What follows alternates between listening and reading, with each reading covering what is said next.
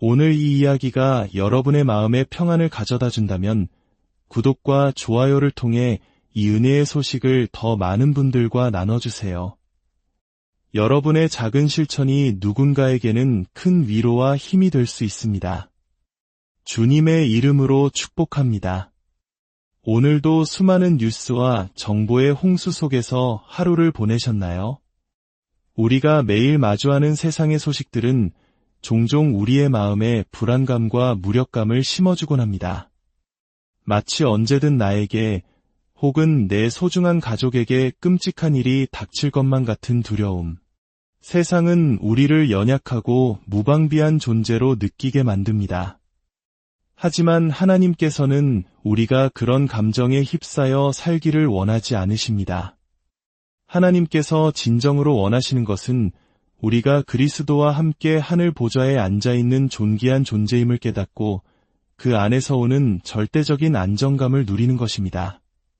집을 나설 때마다 우리는 하나님의 온전한 사랑을 받는 자녀임을, 그리스도와 함께하는 존재임을, 그리고 그 어떤 세력도 해할 수 없는 완벽한 보호 아래 있음을 기억해야 합니다.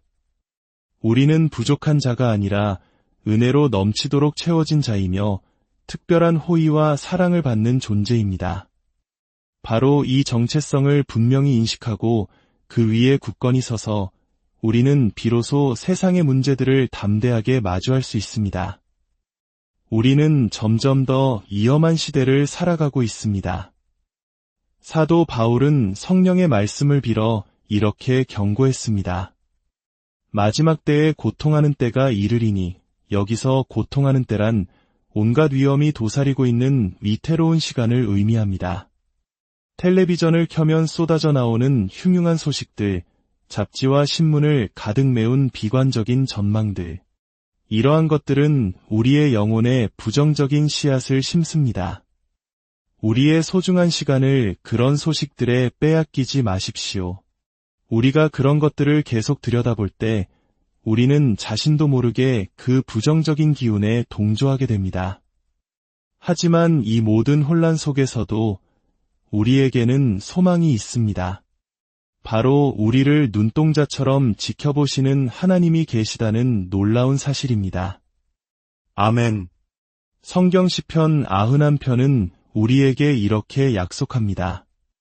지존자의 은밀한 곳에 거주하며 전능자의 그늘 아래에 사는 자여, 많은 사람들이 하나님의 보호가 어디에 있냐고 물을 때 우리는 담대하게 시편 91편을 이야기할 수 있습니다.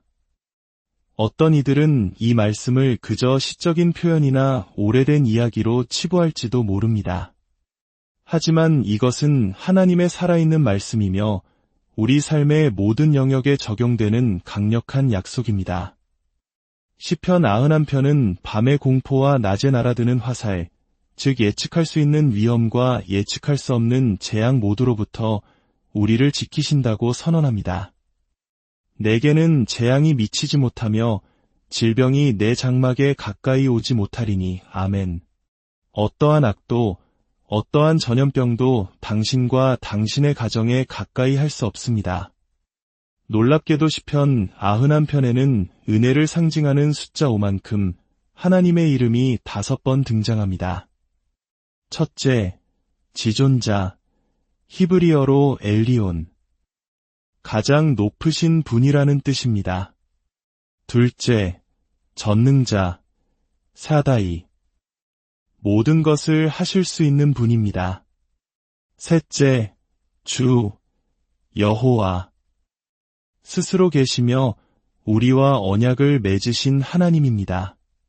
넷째, 나의 하나님, 엘로힘, 창조주이시며 능력이신 하나님입니다. 그리고 마지막 5번째 이름은 마지막 구절에 나타납니다.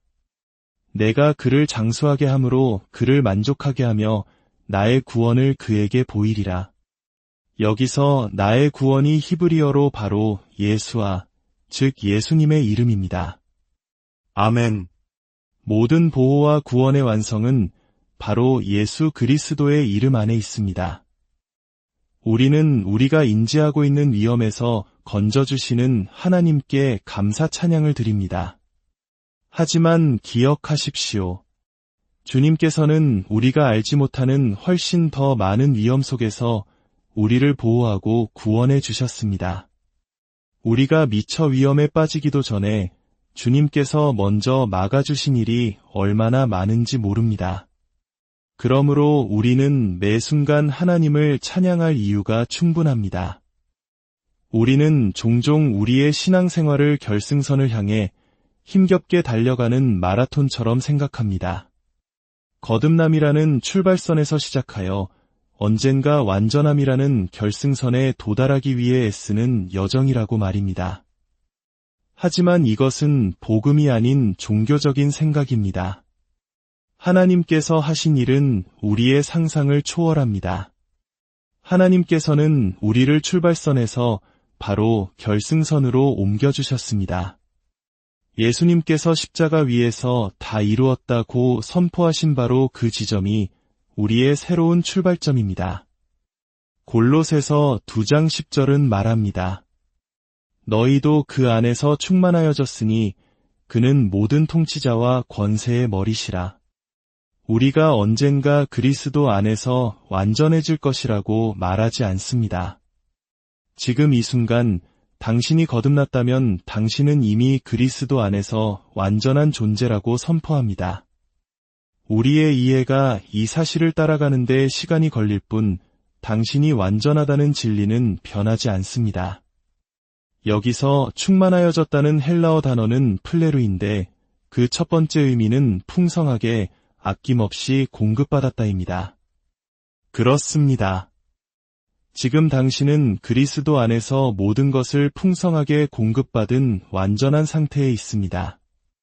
당신에게는 부족한 것이 없습니다. 하지만 목사님, 제 몸에는 여전히 병의 증상이 있는데요, 라고 말하는 분이 계실지 모릅니다. 바로 그럴 때 우리는 우리가 이미 그리스도 안에서 완전하다는 진리를 깨달아야 합니다. 내 몸의 이 증상은 나의 진짜 현실을 말해주지 못하는 거짓 증상입니다. 나는 이미 치유와 건강을 풍성하게 공급받았습니다. 나는 그것을 얻으려고 노력하는 것이 아니라 이미 가지고 있음을 선포하는 것입니다. 이것은 엄청난 차이를 만듭니다. 한쪽은 나는 아프지만 치유를 얻기 위해 최선을 다해 노력할 거야 라고 말하며 스트레스와 싸움 속으로 들어갑니다. 다른 한쪽은 나는 이미 그리스도 안에서 완전하며 이 통증은 거짓 증상일 뿐이야. 하나님의 진리가 가장 위대한 현실이기에 나는 이 증상보다 더 오래 버틸 것이고 결국 사라질 것을 믿어 라고 말하며 안식과 평안 가운데 거합니다. 당신이 자신의 영적 위치를 찾을 때 당신은 당신의 소유를 발견하게 됩니다. 당신의 위치가 곧 당신의 소유입니다. 구약의 율법 아래에서도 하나님께서는 위치의 중요성을 말씀하셨습니다. 내가 만일 내 하나님 여호와의 말씀을 삼가 듣고 내가 오늘 내게 명령하는 그의 모든 명령을 지켜 행하면 내 하나님 여호와께서 너를 세계 모든 민족 위에 뛰어나게 하실 것이라. 먼저 높이 세우시는 위치를 주시고 그 후에 이 모든 복이 내게 임하며 내게 이르리니라고 축복의 소유를 약속하셨습니다. 그 약속이 오늘날 우리에게는 놀라운 현실이 되었습니다. 우리는 그리스도와 함께 저 높은 곳, 모든 통치와 권세와 능력과 주권과 이 세상뿐 아니라 오는 세상에 일컫는 모든 이름 위에 훨씬 뛰어나게 앉게 되었습니다.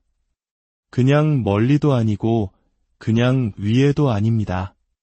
훨씬 위에 앉아있는 것이 우리의 영적 주소입니다. 우리의 신앙은 행하는 것에서 시작하는 것이 아니라 다 이루어진 것에서 시작합니다. 우리는 완전해지기 위해 걷는 것이 아니라 이미 주어진 완전함 속에서 걸어가는 것입니다. 그러므로 하루를 시작하기 전에 텅 빈 마음으로 세상에 나아가지 마십시오. 먼저 하나님의 말씀 앞에 머무르며 당신의 영혼을 채우십시오. 나는 안전하다. 나는 그리스도와 함께 앉아있다는 느낌이 들 때까지 말입니다. 물론 우리는 느낌이 아닌 믿음으로 살지만 하나님께서는 우리가 그 안정감과 사랑받는 느낌을 실제로 누리기를 원하십니다. 집을 나설 때 나는 온전히 사랑받고 있다. 나는 완벽하게 보호받고 있다.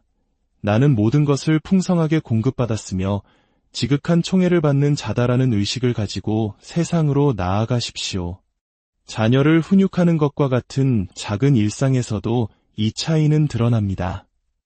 텅 빈 마음으로 의무감으로 행하는 훈육은 결코 좋은 열매를 맺을 수 없습니다. 그러나 나는 사랑받는 존재이며 하나님이 나와 함께 하신다는 충만함 속에서 사랑으로 행하는 교정은 자녀를 올바르게 세울 것입니다. 오늘날 사탄의 가장 큰 전략은 우리 마음에 불안감과 연약함을 심는 것입니다. 언제든 나쁜 일이 일어날 수 있다는 생각에 씨앗을 뿌리는 것입니다. 그렇기 때문에 우리에게는 시편 91편의 약속이 절실히 필요합니다. 당신은 이미 안전한 곳에 완전한 보호의 장소에 있습니다. 당신은 깊이 사랑받고 큰 은총을 입었으며 안식 가운데 있는 존재입니다. 물론 이 메시지를 들으시면서 사랑하는 사람을 잃은 슬픔이나 현재 겪고 있는 고통 때문에 마음이 어려운 분들도 계실 것입니다. 저 또한 사랑하는 이들을 잃는 아픔을 겪어보았기에 그 마음을 이해합니다. 하지만 우리는 하나님의 선하심을 끝까지 신뢰해야 합니다. 그리고 한 가지 분명한 사실은 그리스도인에게 죽음은 끝이 아니라는 것입니다. 죽음은 오히려 얻는 것입니다. 우리의 사랑하는 사람이 이 땅에서 마지막 숨을 거두는 순간 그가 경험하는 첫 번째 것은 다시는 빼앗기지 않을 완전한 행복과 자유입니다. 그렇기에 우리의 눈물은 떠나간 그들을 위한 것이 아니라 잠시 동안 떨어져 있어야 하는 우리 자신을 위한 것입니다. 사도 바울은 그의 인생 마지막에 이렇게 고백했습니다. 나는 선한 싸움을 싸우고 나의 달려갈 길을 마치고 믿음을 지켰으니 그는 모든 것을 다 쏟아부었고 그의 떠날 시각이 가까웠음을 알았습니다. 그는 모든 경주를 마쳤다고 선언했습니다. 이것이 바로 다 이루어진 자리에서 시작하여 살아낸 인생의 모습입니다. 어떤 이들은 시편 90편을 인용하며 우리의 연수가 70이요 강건하면 80이라고 말합니다.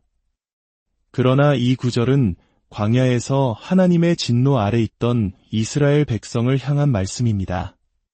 그 다음 구절이 이를 증명합니다. 누가 주의 노여움의 능력을 알며 누가 주의 진노의 두려움을 알리이까. 사랑하는 여러분, 우리는 더 이상 하나님의 진노 아래 있지 않습니다. 예수 그리스도께서 십자가에서 우리의 모든 죄를 짊어지시고 하나님의 모든 진노를 대신 받으셨기 때문입니다. 오늘날 우리를 향한 하나님의 마음에는 진노가 아닌 오직 사랑만이 가득합니다. 다가오는 한 주간 주님께서 당신과 당신의 가정을 모든 위험과 해악과 사고와 재앙으로부터 지키시고 보존하시기를 축복합니다. 모든 질병과 어둠의 권세로부터 당신을 자유케 하시기를 축원합니다. 주님께서 당신에게 그 얼굴을 비추사가는 곳마다 놀라운 은혜와 호의를 경험하게 하시기를 바랍니다. 주님께서 주시는 살롬의 평강, 곧 건강과 온전함과 평안이 당신의 마음과 생각을 지키시기를 우리 주 예수 그리스도의 이름으로 간절히 축원합니다.